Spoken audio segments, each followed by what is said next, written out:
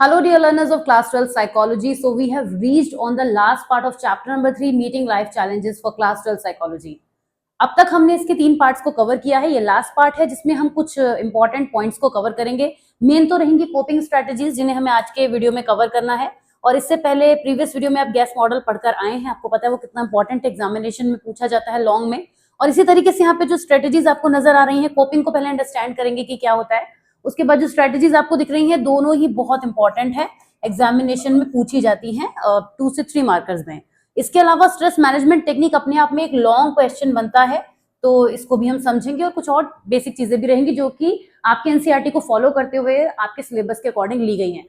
इससे पहले कि मैं वीडियो को स्टार्ट करूं, मैं आपको बता दूं, जैसे कि हर वीडियो में मैं बताती हूँ कि ये जो नोट्स हैं जिनको आप यहाँ पर पढ़ रहे हैं, ये सभी नोट्स आपको फ्री ऑफ कॉस्ट अवेलेबल हैं। आपको हमारे व्हाट्सएप ग्रुप से जुड़ना है और वहां पर डिस्क्रिप्शन में जाके आप लिंक के थ्रू ये सारे नोट्स डाउनलोड कर सकते हैं। ये मैंने बहुत फीजिबल बनाया हुआ है सभी स्टूडेंट्स के लिए जो पढ़ना चाहते हैं एक्चुअली, और उन्हें कुछ भी इसके लिए पे नहीं करना है। No hidden cost is there, alright.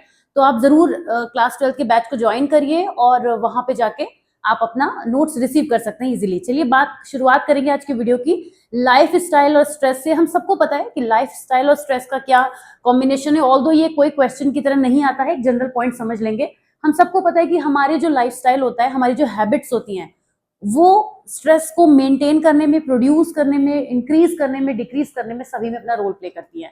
जो भी लाइफस्टाइल हमारा होता है वो एक तरीके से ओवरऑल पैटर्न होता है उन डिसीजंस और बिहेवियर्स का जो हम फॉलो करते हैं, और इसी से हमारी क्वालिटी ऑफ लाइफ और हेल्थ मेंटेन होती है। अगर मैं बहुत छोटी सी बात करूं लाइफस्टाइल को लेके, तो जो लोग बहुत हाइजीनिक होते हैं, जो बहुत ज्यादा अपने आसपास क्लीनलीनेस को मेंटेन करके रखते हैं, वो स्ट्रेस कंपैरेटिवली कम फील करते हैं, क्योंकि अगर वो बाहर की दुनिया से किसी भी प्रकार की प्रॉब्लम से, एक वर्क लाइफ से, कहीं से भी आते हैं अपने घर लौटकर, तो उस जगह पर आकर उन्हें सुकून मिलता है, खुशी मिलती है, राइट। तो लाइफ स्टाइल एक ऐसी चीज है जिस तरह के कभी हम मेंटेन करेंगे वैसा ही हमारा जो एनवायरनमेंट होगा बनेगा। लेकिन जो स्ट्रेस लोग होते हैं आप देखेंगे उनका ज्यादातर पुअर न्यूट्रिशनल हैबिट्स होती हैं, अनहेल्दी स्लीप पैटर्न होता है, हेल्थ रिस्किंग बिहेवियर्स को वो फॉलो करते हैं, स्मोकिंग, एक्सेसिव ड्रिंकिंग, इस तरह की चीजें करने वाले लोगों की लाइफ में हम देखते हैं कि स्ट्रेस ज्यादा रहता है। ये चीजें एक दूसरे के डायरेक्टली प्रोपोर्शनल हैं। अगर हम अनहेल्दी हैबिट्स को फॉलो करते हैं, स्मोकिंग बहुत ज्यादा करना, टाइम पर फूड न लेना, अपनी मील्स को स्किप कर देना, इस तरह की हैबिट्स को अगर हम फॉलो करते हैं, हमने अपनी एक लाइफ का रूटीन बनाया हुआ है, तो डेफिनेटली स्ट्रेस जो है वो बढ़ता है। और इसका जो रिवर्स है वो भी बिल्कुल ट्रू है कि जब हम स्ट्रेस में होते हैं तो ये चीजें होती चली जाती है। तो हमें दोनों को अपनी अपनी जगह पर मेंटेन करना होगा, लेकिन हम जो पहले कर सकते हैं वो है अपनी लाइफस्टाइल को मेंटेन करना, which is very important thing, right. तो इस तरीके से हम लाइफस्टाइल से अपने स्ट्रेस को मेंटेन कर सकते हैं। जैसे अगर हम बैलेंस डाइट लें, रेगुलर एक्सरसाइज करें, फैमिली सपोर्ट हमें मिले, पॉजिटिव इमोशंस हमारे आसपास रहें, तो ये चीजें होंगी, ओके। तो इसके संग हम कोप कैसे करें, पॉइंट ये उठता है कि स्ट्रेस से हम कोप कैसे करें। But the question arises here कि व्हाट इज कोपिंग, कोपिंग का मतलब क्या होता है, तो उसको भी पहले समझ लेंगे कि researches show that it is not the stress that we experience that influence our health and wellbeing, it is how we cope with the stress that impacts us. Actual में स्ट्रेसर की तो अपनी एक स्ट्रेंथ होती ही है, जो भी situation है, जो भी बात है, जो भी प्रॉब्लम है जो हमें ट्रिगर कर रही है, उसकी अपनी एक स्ट्रेंथ है। बट क्या हमारी कोई भी स्ट्रेंथ नहीं है? क्या हम उस सिचुएशन को टैकल करने में बिल्कुल भी कैपेबल नहीं है? ऐसा कैसे हो सकता है? तो हमारी जो स्ट्रेंथ है स्ट्रेसर के अगेंस्ट फाइट करने की, उसी को हम कोपिंग कहते हैं। सिंपलेस्ट वर्ड में, coping is a dynamic situation, specific reaction to stress. जो भी हमारा स्पेसिफिक रिएक्शन होता है स्ट्रेस के टुवर्ड्स, वही प्रोसेस पूरा कोपिंग कहलाता है। It is a set of concrete responses to stressful situation or events that are intended to resolve the problem and reduce stress. Coping की हेल्प से हम कोपिंग के प्रोसेस को फॉलो करते हैं, और हम भले ही ये ना जानते हो कि ये जो पर्टिकुलर चीज है ये कोपिंग है, बट हम सभी कोप करते हैं। We all have the tendency to cope with a particular problem, okay. आगे बढ़ते हैं। अब आते हैं कोपिंग की कुछ स्पेसिफिक स्ट्रेटेजीज हैं। पहले बात करेंगे एंडलर एंड पार्कर के साथ में, क्योंकि इन दो लोगों ने मिलकर 3 टाइप की स्ट्रेटेजीज को दिया था, जो आपके ठीक सामने है, स्क्रीन पर आप देख सकते हैं। नाम आपको याद होने चाहिए, और सिंपल से नाम है, बहुत सिंपल नाम है, और नाम से ही सारा मतलब भी क्लियर हो जाएगा। एंडलर एंड पार्कर, ईपी, जिन्होंने कोपिंग स्ट्रेटेजीज 3 दी थी। सबसे पहले उन्होंने टास्क ओरिएंटेड स्ट्रेटेजी को कहा था, उसके बाद इमोशन ओरिएंटेड स्ट्रेटेजी और अवॉइडेंस ओरिएंटेड स्ट्रेटेजी। मतलब अगर हमारे सामने कोई प्रॉब्लम आती है तो हम उस प्रॉब्लम को एज अ टास्क लेते हैं। जब भी हम किसी चीज को एज अ टास्क लेते हैं तो हम एक पैटर्न में चलते हैं। आपको अगर कोई भी टास्क परफॉर्म करना है तो डेफिनेटली आप उसके कुछ स्टेप्स को फॉलो करेंगे, राइट? तो टास्क ओरिएंटेड स्ट्रेटेजी में क्या होता है, it involves obtaining sufficient information about the stressful situation and alternative course of action and their probable outcome. जब भी हम टास्क ओरिएंटेड स्ट्रेटेजी की बात करते हैं तो हम बहुत प्रैक्टिकल हो जाते हैं। It is a very very practical approach, काफी ज्यादा प्रैक्टिकल है, क्योंकि हम जब भी, जैसे मान लीजिए अगर आप जॉब पे जाते हैं, स्कूल जाते हैं, कॉलेज जाते हैं, वहां आप लेट हो रहे हैं, तो आपका एक्शन क्या होगा, आप टाइम मैनेज करना शुरू कर देंगे। This is something you are planning about, right? तो task oriented strategy always comes like, आप स्टूडेंट्स हैं, आपके लिए तो बहुत ही अच्छा एग्जांपल होगा टास्क ओरिएंटेड स्ट्रेटेजी का, कि जब आपको लगता है कि मैं पढ़ाई कैसे करूं, मेरे पास टाइम की जो है वो कमी हो रही है और कोर्स काफी ज्यादा है, तो आप एक माइंड मैपिंग शुरू कर देते हैं या फिर आप लिख कर एक अपना टाइम टेबल प्रॉपर बनाते हैं। उसको जब आप फॉलो करते हैं तो यू फील रिलीव्ड। तो ये आपकी टास्क ओरिएंटेड स्ट्रेटेजी है, जहां पर भी आप एक ऑर्डर में, एक सीक्वेंस में, एक मेथड को फॉलो करते हुए चलते हैं, वहां पे आप टास्क ओरिएंटेड स्ट्रेटेजी को अपना रहे होते हैं और इस तरीके से आप अपनी प्रॉब्लम को सॉल्व करते हैं, यानी स्ट्रेस से आप कोप करते हैं simply, right? Emotion oriented strategy क्या होती है, जब हम इमोशंस को एक्सप्रेस कर देते हैं किसी भी फॉर्म में, तो इमोशनल ओरिएंटेड स्ट्रेटेजी बन जाती है। जैसे कि आप पढ़ते पढ़ते बहुत ज्यादा परेशान हो रहे हैं, मैं आपको बार बार, स्टूडेंट्स लाइफ है आपकी, इसलिए पढ़ाई का एग्जांपल ले रही हूँ, थोड़ा इजीली रिलेट कर पाएंगे आप, कि आप पढ़ते पढ़ते परेशान हो गए, तो आपने सोचा कि चलो थोड़ी देर के लिए इस स्ट्रेस से, इस बर्डन से निकलने के लिए मैं कोई मूवी देख लेता हूँ, या कोई वेब सीरीज देख लेता हूँ, या कुछ भी ऐसा काम मैं कर लेता हूँ, म्यूजिक सुन लेता हूँ, या थोड़ी देर डांस कर लेता हूँ, ठीक है? तो जो भी आप एक्शन परफॉर्म कर रहे हैं, वो जिसके थ्रू आप अपने इमोशंस को बैलेंस करने की कोशिश कर रहे हैं, क्योंकि म्यूजिक, मैंने यहाँ पे क्यों कहा, डांस क्यों कहा, हो सकता है आपको ये लगे कि ये तो टास्क ओरिएंटेड स्ट्रेटेजी हो सकती है, यहाँ तो हम कोई एक्शन परफॉर्म कर रहे हैं, बट हम अपने स्ट्रेस को वेंट आउट कर रहे हैं, हम अपने उस माइंड को रिफ्रेश कर रहे हैं। माइंड को रिफ्रेश करने से रिलेटेड जो भी हम काम करेंगे वो इमोशनल ओरिएंटेड स्ट्रेटेजी में आ जाएगा, ठीक है? कोई भी एंटरटेनमेंट प्रोग्राम देखना, अपने फ्रेंड से फोन पे बातें करना, ये भी एक तरीका होता है। आप बात करके भी थोड़ा रिलीफ फील करते हैं, जब आपको पता चलता है कि सिर्फ आप ही उस कैटेगरी में नहीं, आपके फ्रेंड ने भी कुछ पढ़ाई नहीं करी है, तो आप भी बहुत अच्छा फील करने लगते हैं। तो इमोशनल ओरिएंटेड स्ट्रेटेजी का एक एग्जाम्पल हो जाता है, ठीक है? तो इसके थ्रू आप कैसे कोप करते हैं स्ट्रेस से, कुछ भी ऐसी एक्टिविटी करके जहां पे आपके इमोशंस जो हैं वो नॉर्मलाइज हो जाए। जब तक आपके इमोशन नॉर्मलाइज नहीं होंगे, आप स्ट्रेस में रहेंगे। अवॉइडेंस ओरिएंटेड स्ट्रेटेजी सबसे बढ़िया स्ट्रेटेजी मैं बोलूंगी, जिसमें हम बोलते हैं कि इग्नोर कर देना सिचुएशन को, प्रॉब्लम को इग्नोर कर देना। लेकिन ये जो स्ट्रेटेजी है वो लीस्ट प्रैक्टिकल मानी जाती है, क्योंकि किसी भी प्रॉब्लम को इग्नोर कर देने से क्या वो प्रॉब्लम खत्म हो जाती है, हमारा ध्यान उसकी तरफ से खत्म हो जाता है, लेकिन वो प्रॉब्लम तो अपनी जगह पर ही रहती है। तो ऐसे में अवॉइडेंस को बहुत अच्छा नहीं माना जाता है, लेकिन ये भी एक स्ट्रेटेजी है जो एंडलर एंड पार्कर ने दी थी, और इसमें इन्होंने कहा था कि हम उस सिचुएशन की सीरियसनेस को कंसीडर नहीं करते, अपने माइंड पे प्रेशर नहीं बनने देते। अब पता है एग्जाम है, पढ़ाई ज्यादा नहीं हो पाई है, लेकिन हम टेंशन लेके भी क्या करेंगे? तो ऐसे में हम क्या करते हैं, जो हम कर सकते हैं वो हम करते हैं, लेकिन उस चीज का बर्डन अपने सर पर नहीं लेते। मतलब वो फेज जो हमें प्रॉब्लम दे रहा है कि कैसे एग्जाम में होगा, क्या होगा, वो पार्ट जो है इग्नोर करना, उस चीज को अपने माइंड से निकालने की कोशिश करना और उसका रिप्लेसमेंट करना प्रोटेक्टिव थॉट से। जैसे कि हमने ये सोचा एग्जामिनेशन के टाइम पे कि अब जो तैयारी है बस वही तैयारी है, अब टेंशन लेने से तो कुछ नहीं होगा, so let's focus on what we have studied, right? ये आपका अवॉइडेंस ओरिएंटेड स्ट्रेटेजी हो गई कि आप उन चीजों को इग्नोर कर रहे हैं जो आपके लिए प्रॉब्लम बन सकती है। और इसमें आप क्या कर सकते हैं, इग्नोर करने के लिए आप उस सिचुएशन से एलिमिनेट हो सकते हैं। टीवी देखना, फोन पे फ्रेंड से बात करना इमोशनल ओरिएंटेड स्ट्रेटेजी में तब आएगा जब आप इमोशन बैलेंस करेंगे, लेकिन जब आप इग्नोर करने के लिए इसी चीज को करेंगे तो ये आपका अवॉइडेंस ओरिएंटेड स्ट्रेटेजी आ गया। मतलब आप इसलिए, आपका पर्पस क्या है, ये स्ट्रेटेजी कोपिंग पे डिपेंड करेगा कि आपका पर्पस क्या है। आप फ्रेंड से फोन इसलिए बात कर रहे हैं क्योंकि आप एक हीलिंग का मेथड ले रहे हैं, प्रोसेस ले रहे हैं अपने फ्रेंड से, तब वो आपका इमोशंस ओरिएंटेड स्ट्रेटेजी है। जब आप अपने फ्रेंड से बात कर रहे हैं और उनके साथ टाइम टेबल डिस्कस कर रहे हैं, उनसे जानना चाह रहे हैं कि वो किस तरीके से करेंगे, तो यही चीज टास्क ओरिएंटेड में भी हो जाएगी। इस तरीके से यहाँ पे लिख देने से चीज पूरी क्लैरिटी नहीं दे रही है, लेकिन हम उसको मेंशन कर सकते हैं कि talking to a friend to ignore the situation, to ignore the difficult problem, okay? तो इस तरीके से अवॉइडेंस ओरिएंटेड स्ट्रेटेजी आ जाती है। अब आते हैं लज़ोरस एंड फोकमैन। लज़ोरस एंड फोकमैन ने जो अपनी स्ट्रेटेजीज दी थी, इनके बारे में हम बात करेंगे। इन्होंने दो स्ट्रेटेजीज दी थी जो पिछली वाली बाकी की दो से काफी सिमिलर हैं। जब अब हम पढ़ेंगे तो आपको लगेगा कि तो सब एक ही बात कर रहे हैं। अभी हमने बात की थी कि कोपिंग क्या है, एक डायनामिक प्रोसेस है rather than an individual trait. ये कहते हैं कि कोपिंग क्या है, एक डायनामिक प्रोसेस है, कोई किसी पर्सन का ट्रेट नहीं है कि वो ऐसा कर लेता है, बल्कि ये तो एक प्रोसेस है, तो चलता रहता है। ये चेंजिंग, इसके अंदर लगातार आपको बिहेवियरल एफर्ट्स और कॉग्निटिव एफर्ट्स देखने को मिलते हैं जो हर पर्सन स्ट्रेसफुल सिचुएशन के थ्रू करता है। अब प्रॉब्लम फोकस्ड जो सिचुएशन होती है या प्रॉब्लम फोकस्ड स्ट्रेटेजी होती है, इसमें हम क्या करते हैं, सीधे प्रॉब्लम पे टारगेट करते हैं। मतलब किसी भी कॉइन के दो पहलू होते हैं, जैसे हम कहते हैं every coin has two faces. एक तो हो गया कि प्रॉब्लम, और दूसरे हो गए हम। प्रॉब्लम और हम दो ही फेसेस हो गए इस कॉइन के, जिसमें प्रॉब्लम पे फोकस करेंगे तो हम एक सोल्यूशन की तरफ को बढ़ेंगे। खुद पे फोकस करेंगे, सिचुएशन पे फोकस ना करके खुद पे करेंगे, तो डेफिनेटली इमोशंस पे, अपनी मेंटल स्टेट पे फोकस करेंगे। तो वही जो दो फोकसेस हैं, उन्हीं को यहाँ पे लज़ोरस एंड फोकमैन ने हाईलाइट किया है कि या तो आप प्रॉब्लम पे फोकस कर लीजिए, आप खुद पे फोकस कर लीजिए, क्योंकि इमोशंस हम ही में होंगे, प्रॉब्लम के इमोशंस नॉर्मली नहीं हो सकते।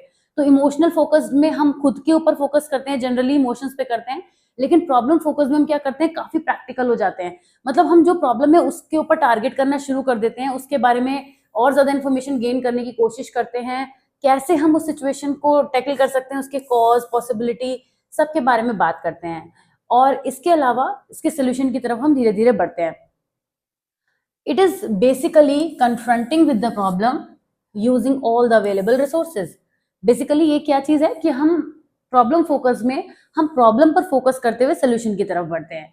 इमोशनल फोकस प्रॉब्लम तब होती है या इमोशनल फोकस स्ट्रैटेजी तब आती है जब हम इमोशंस के साथ डीलिंग करते हैं, नॉट द प्रॉब्लम। प्रॉब्लम को ना सोच के हम क्या सोचने लगते हैं कि हमारे इमोशंस जो हैं वो कहाँ हैं। जनरली इस तरह की कोपिंग स्ट्रैटेजीज में जो हमारे डिसीजंस होते हैं वो दिल से होते हैं, दिमाग से नहीं होते। यहाँ पर दिमाग के डिसीजन होते हैं। वैसे तो साइकोलॉजी में दिल कुछ नहीं, मतलब दिल को आप दिल मत मानिए, दिल कुछ है नहीं। वैसे तो हार्ट जो है बायोलॉजिकल फंक्शन ही होता है, बायोलॉजिकल ऑर्गन ही होता है एक हमारी बॉडी में। लेकिन दिल का मतलब ये हो गया, हम जो हमारी जो फीलिंग साइड होती है, जो हमारी इमोशनल साइड होती है, उसको हम दिल कह देते हैं एक जनरल लैंग्वेज में।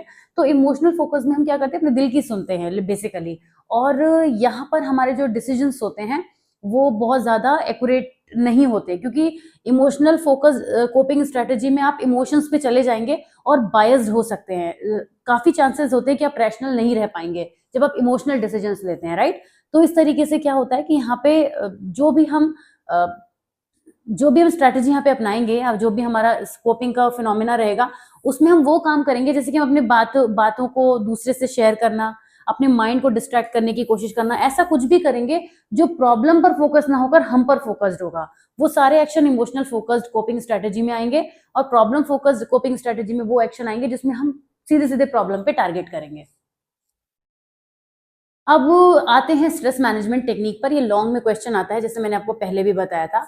स्ट्रेस मैनेज करने की बहुत सारी टेक्निक्स हैं, और स्ट्रेस क्या है, ना तो एक स्टिमुलस है ना ही एक रिस्पॉन्स है, बट एक ऑनगोइंग ट्रांजैक्शनल प्रोसेस है between the individual and the environment.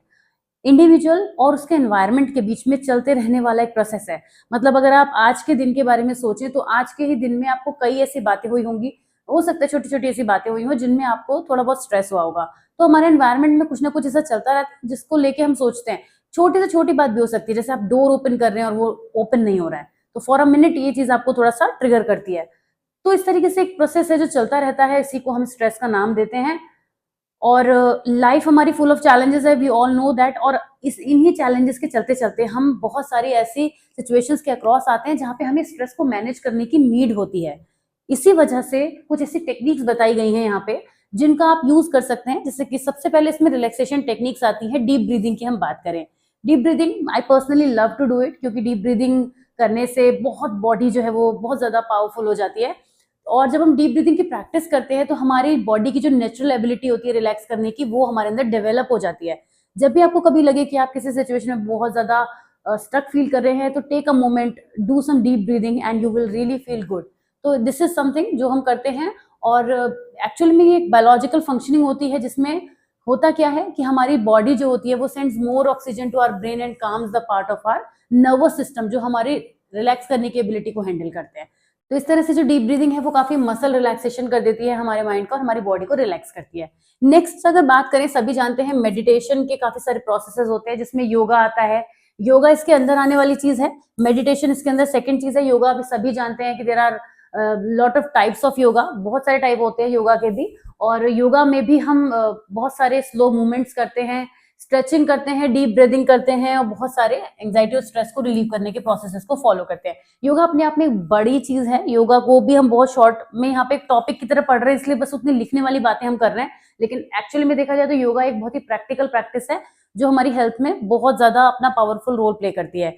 Meditation जब हम करते हैं तो इसमें भी कुछ योगा के पोस्चर्स का हम यूज करते हैं, लेकिन कुछ चीजों का हम ध्यान रखते हैं, जैसे शांत वातावरण में हम बैठते हैं और कंफर्टेबल होकर बैठना बहुत जरूरी है। हमारी जो क्लॉथिंग है वो कंफर्टेबल होनी चाहिए, जो हमारा एनवायरनमेंट है वो कंफर्टेबल होना चाहिए। किसी भी नॉइस वाले प्लेस पे आप नहीं बैठ सकते, और यहाँ पे अटेंशन पे फोकस करना सबसे इंपॉर्टेंट होता है, चाहे वो वर्ड हो, फ्रेज हो, ऑब्जेक्ट हो, या फिर हमारी खुद की ब्रीदिंग ही क्यों ना हो, उस पर फोकस करना मेडिटेशन का एक पार्ट होता है। I know you guys know a lot about all these things, but still I am just going with the flow. और इस तरीके से हमारे माइंड में जो भी थॉट्स आते हैं मेडिटेशन में, उनको हम जज नहीं करते, वो चलते रहते हैं। पॉइंट है जो पढ़ने वाला, वो आता है बायो फीडबैक का। ये बायो फीडबैक क्या है?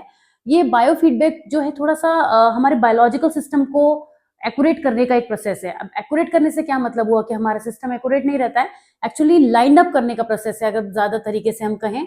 यहाँ पे होता क्या है, we can learn how to manage our heart rate, muscle tension and blood pressure when stress hits. Biofeedback हमें क्या इन्फॉर्मेशन देता है कि हमारी बॉडी कैसे रिएक्ट करती है जब हम रिलैक्स करने की कोशिश करते हैं। Sensors are placed on our body that call out changes in everything from our brain wave pattern to our muscle tone। यहाँ पे बायोलॉजिकली सिस्टम को फॉलो किया जाता है, जो कि एक थेरापिस्ट की हेल्प से किया जाता है। शुरू में आपको थेरापिस्ट की हेल्प लेना जरूरी है। आप सोचे कि हम बायोफीडबैक को लर्न करके खुद पे अप्लाई कर लेंगे, तो अब इनिशियली नहीं कर सकते। बायोफीडबैक थेरापिस्ट जो होते हैं वो काफी सारी चीजों को शुरुआत में हमें इन्वॉल्व कराते हैं और हमें सिखाते हैं। क्या करते हैं, developing awareness of a particular physiological response, कि जब हमारा हार्ट बीट बढ़ रही है, हमारा जो है वो हमें लग रहा है कि बहुत ज्यादा हमारी ब्रीदिंग हाई हो रही है, तो कैसे उसको कंट्रोल करना है, ठीक है। और उसके बाद learning ways of controlling that in quite conditions, और उस कंट्रोल को एक्चुअल सिचुएशन में हम कैसे प्रैक्टिस करेंगे, ये ओवर टाइम हम बायो फीडबैक के थ्रू लर्न करते हैं। लेकिन थेरेपिस्ट की हमें इसमें जरूरत पड़ती है, जो कि एक्सपर्ट होते हैं इस चीज में। Creative visualization, one of my very very favourite, I would say. Creative visualization एक ऐसी इफेक्टिव टेक्निक है जो हम स्ट्रेस से डील कर सकते हैं। This involves creative visualisation of any new situation that is susceptible to cause stress. मतलब जब हम बहुत टेंशन वाली सिचुएशन में होते हैं तो कुछ बहुत अच्छा अच्छा सोचना is really not possible, to be very honest, it's not that easy. But हमें अपने माइंड को ओवर टाइम ये ट्रेन करना होता है कि हम कैसे एक स्ट्रेसफुल सिचुएशन से अपने माइंड को डाइवर्ट कर देते हैं। Creative visualisation is so much more about the diversion that the actual creative visualisation. तो जब हम डाइवर्ट कर पाते हैं अपने माइंड को और कुछ ऐसी चीजों के बारे में सोचें, ऐसी चीजों के बारे में इमेजिनेशन करें जो हम शायद कभी चाहते हैं कि वो रियलिटी में हो, हमारा कोई ड्रीम हो सकता है, हमारा कोई पैशन हो सकता है, कुछ भी ऐसी चीज जो हमें पॉजिटिविटी देती है, we think about it, that comes under creative visualisation and that is a powerful technique. आप इमीडिएटली उस सिचुएशन में नहीं, तो after some time you can try that, it would definitely help you, and this is of course one of my favorite and I do a lot। और मैं तो visualisation में इतना खुश हो जाती हूँ कि वो चीज एक्चुअल में ना भी हो, still I'm happy। Let's talk about cognitive behavioral technique, CBT जिसका नाम है। आप सभी ने CBT का नाम सुना है। तो CBT involves a thorough assessment of the thought, action and circumstances that influence the amount of stress that you experience। CBT काफी पॉपुलर टेक्निक है, थेरेपी भी होती है ये, और इसमें क्या होता है, दोनों चीजों को नोटिस किया जाता है, मतलब हमारे थॉट्स भी और हमारे एक्शंस भी। थॉट्स मतलब कॉग्निटिव पार्ट, बिहेवियरल मतलब एक्शंस पार्ट, जो भी हमारे साथ चीजें हो रहे हैं हमारी लाइफ हिस्ट्री पर based on, we tend to interpret events and respond to them in characteristic ways. यहाँ पे असेसमेंट प्रॉपर तरीके से होता है। वैसे तो आपके यहाँ पे बहुत शॉर्ट में चीजों को लिखा है, आगे जब चैप्टर 5 में आप बढ़ेंगे थेरेपी वाले में, वहां आप ज्यादा जानेंगे कि ये क्या होता है, एग्जैक्ट जानेंगे क्या होता है। लेकिन यहाँ पे जो थेरेपिस्ट होते हैं वो पेशेंट के साथ में मिलकर और उनकी कॉग्निटिव और बिहेवियरल एक्शंस की पूरी डिटेलिंग करने के बाद प्रॉपर तरीके से एक अप्रोच को फॉलो करते हैं, एक प्लान बनाते हैं, जिससे कि पर्सन की जो स्ट्रेस से कोप करने की कैपेबिलिटी है उसको रिड्यूस किया जा सके। CBT is not just for the stress release, इसको केवल इसी के लिए नहीं, बल्कि कई सारे ऐसे डिसऑर्डर्स हैं जिनके लिए CBT का यूज होता है। तो CBT का काफी डिटेलिंग होता है, लेकिन फिर भी हम बात करेंगे कि क्या क्या इसमें होता है। असेसमेंट होता है सबसे पहले कि क्या प्रॉब्लम है, मतलब इनिशियल पार्ट कि हम जानने की कोशिश करते हैं कि क्या क्या प्रॉब्लम्स हैं, उसको असेसमेंट होता है। फिर स्ट्रेस को रिड्यूस करने के लिए जो भी टेक्निक्स हम यहाँ पे अप्लाई करते हैं, मींस द थेरेपिस्ट जो अप्लाई करते हैं वो अप्लाई की जाती हैं, और उसके बाद उनको बताया जाता है कि आपको इस तरीके से कैसे सेल्फ इंस्ट्रक्शंस की हेल्प से आपको भी अपने आगे इस प्रॉब्लम्स को टैकल करने की कोशिश करनी है। ऑलराइट, आगे बढ़ते हैं, आते हैं एक्सरसाइज पे। हम में से कौन है जो एक्सरसाइज के बारे में नहीं जानता? यू कैन राइट अकॉर्डिंगली कि एक्सरसाइज की हेल्प से हमारी जो बॉडी है वो बहुत ज्यादा फिट रहती है, हमारा माइंड बहुत ज्यादा खुश रहता है। जब हम बहुत एक्सरसाइज कर पाते हैं तो हमें लगता है कि हम एक बहुत हेल्दी लाइफस्टाइल को डील कर रहे हैं and we really feel happy about it. So write the content. Okay, अब आते हैं नेक्स्ट और लास्ट टॉपिक पे कि हम कैसे पॉजिटिव हेल्थ और वेलबींग को प्रमोट कर सकते हैं। हम क्या कर सकते हैं और कौन कौन सी चीजें होती हैं। यहाँ पर एक इंपॉर्टेंट टॉपिक आता है, what is a stress resistant personality. Short में ये पूछा जाता है, 2 से 3 मार्कर्स में पूछा जाता है और हार्डीनेस इन पर्टिकुलर 2 मार्कर में पूछ लिया जाता है। ओके, तो ये आपको पता होना चाहिए कि ये दोनों चीजें क्या हैं। ये इसी से जुड़ा हुआ टॉपिक है, stress resistant personality. Stress resistant personality का मतलब होता है एक ऐसी पर्सनैलिटी जो स्ट्रेस को रेजिस्ट करने में कैपेबल हो। मतलब हम सभी लोग तो स्ट्रेस को रेजिस्ट नहीं कर सकते, हमारे अंदर वो कुछ स्पेशल कैपेबिलिटीज जरूर होनी चाहिए जिनकी हेल्प से हम स्ट्रेस को रोक सकें। ठीक है, तो वो क्या क्या हो सकती हैं? Commitment, control and challenge. वो 3 सीज जिनको हम बोलते हैं, इसके अंदर 3 सीज होते हैं जिन स्ट्रेस रेजिस्टेंट पर्सनैलिटी में। क्या क्या होते हैं? कमिटमेंट, कंट्रोल और चैलेंज। ये 3 का जो रेशियो है वो हर पर्सन में अलग अलग होता है, जिसमें ज्यादा होता है, जब तीनों चीजें हायर होती हैं तो वो पर्सन स्ट्रेस रेजिस्टेंट पर्सनैलिटी को एग्जिबिट करता है। और ये सब कुछ मिलाकर हार्डीनेस भी बनता है। हार्डीनेस क्या है? एक ऐसा पर्सनैलिटी ट्रेट है, मतलब तीनों को मिला दें तो तीनों को मिलाकर हम कहेंगे कि हार्डीनेस है। हार्डीनेस क्या है? That is associated with a person's ability to manage and respond to stressful life events, coping strategies that turn potentially unfortunate circumstances into learning opportunities। हर एक सिचुएशन जो हमारी लाइफ में होती है, हम अक्सर ऐसा लोग कहते हैं कि अगर हमने किसी सिचुएशन से हमारा लॉस नहीं हुआ है या लॉस हो भी गया है तो एटलीस्ट हमने उससे कुछ लर्न किया है ना, वो उसका पॉजिटिव साइड देखते हैं। तो ये एक टेंडेंसी जिन लोगों में होती है, वो अपनी लाइफ में बहुत सारी चीजों के साथ में को कंट्रोल करना जानते हैं, अपनी लाइफ इवेंट से कुछ लर्न करने की एबिलिटी रखते हैं, उसको एक चैलेंज की तरह से देखते हैं, कमिटमेंट उनका होता है लाइफ के टुवर्ड्स। लेकिन हर पर्सन की हार्डीनेस की पर्सनैलिटी नहीं होती है, स्ट्रेस रेजिस्टेंट पर्सनैलिटी नहीं होती है, मतलब जिसमें ये तीनों चीजें बहुत ज्यादा होती है, उन्हीं के अंदर हम ये देख पाते हैं। तो कुछ ऐसे लाइफ स्किल्स हमें अपने अंदर डेवलप करने होंगे। अगर ये लाइफ स्किल्स हमारे अंदर भी हैं तो डेफिनेटली हम भी एक स्ट्रेस रेजिस्टेंट पर्सनैलिटी हो सकते हैं। And we all should have those life skills, उसमें से बहुत सारे आपके अंदर होंगे। एक एक करके क्विकली समझेंगे। असर्टिवनेस का मतलब होता है एबिलिटी टू से नो टू अ रिक्वेस्ट।